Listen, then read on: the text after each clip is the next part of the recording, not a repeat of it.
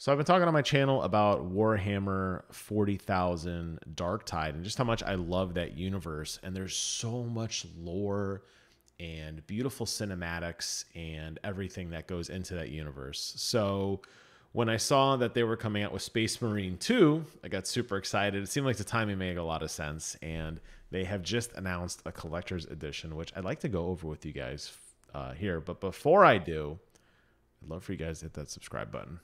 Look at how many subscribers I have. I am almost at 5,000.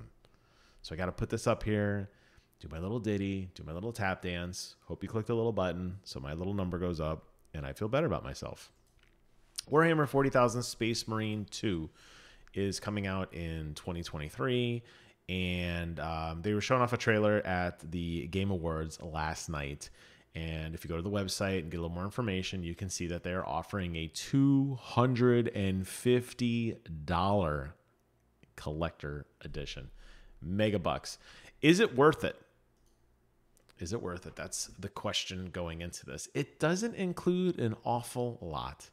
You're going to get the game, which is available for PlayStation 5 or on Xbox Series SX or on PC via a Steam key, which is great. You're going to get the collector's box. You're going to get an official Steelbook plus a 64-page art book of the making of. It notes here that we don't know what that looks like yet. They'll reveal it soon. But what you're really paying for is the Lieutenant Titus figure.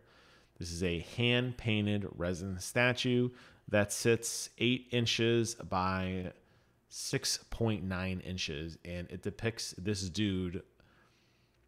I don't know. This is a weird stance. This is what bothers me for this price. Is he in a vat? Like, did he climb into a vat that is up to his thighs of blood, and then he pulled out this alien monster and he's getting ready to destroy it? Now, I will say, just from the aesthetics of how the actual statue looks, it blows me away. I think the Warhammer universe, and talking with my friends, is some of the grittiest, darkest lore, and what the Space Marines actually are and how tall they are and how they fight and how they got to where they got to is awesome. But it really does have some really cool vibes that you can see have really driven a lot of art in the future from when the Warhammer series kind of originated. There's definitely a lot of Judge Dredd vibes in there. There's definitely a lot of Gears of War vibes in there as well. Giant shoulder pads, really cool helmet, really cool crest with a skull on it, and then that really cool like sword blade kind of thing that's like a chainsaw sword. Looks awesome. Everything looks cool. The way he's picking up this enemy by his neck, clearly the enemy is missing part of his lower limbs because there's like dangling stuff. And you can actually see some of his limbs or whatever's going on down here in front of the character. Looks awesome. Just a towering, menacing warrior who doesn't have legs.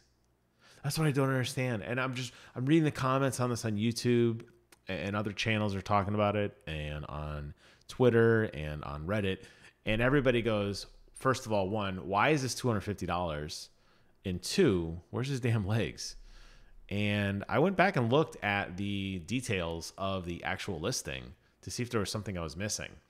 And other than the DLC that's included, which I can't imagine is a couple, I don't know, maybe like $10, I'm not really seeing where they're justifying this price point. This $250 price point is very, very steep.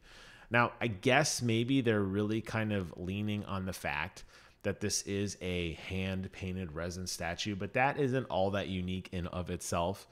And you're going to be kidding yourself if you think anything is hand-painted anywhere. This is all like machine printed and mass-produced. It's not like a limited edition or a numbered edition or anything like that. This is just being spit out of the factory as fast as they can make these things, which, cool, right? But just seems a little frustrating that it's just so much for so little. And I feel like if he was fully standing up, if he had maybe more legs, or he was kneeling, if they were afraid of the height because of shipping or something, I don't know.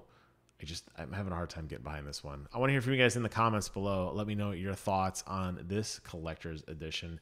I got a few more to actually talk about, so stay tuned on the channel for those. I'll be dropping those over the weekend. There is a playlist for first looks at other collector editions if you're curious about what has come out in the past or what will come in the future. And that's it for today's video. Thank you all so much for watching. Take care of yourselves. And until next time, I will see you guys on the other side.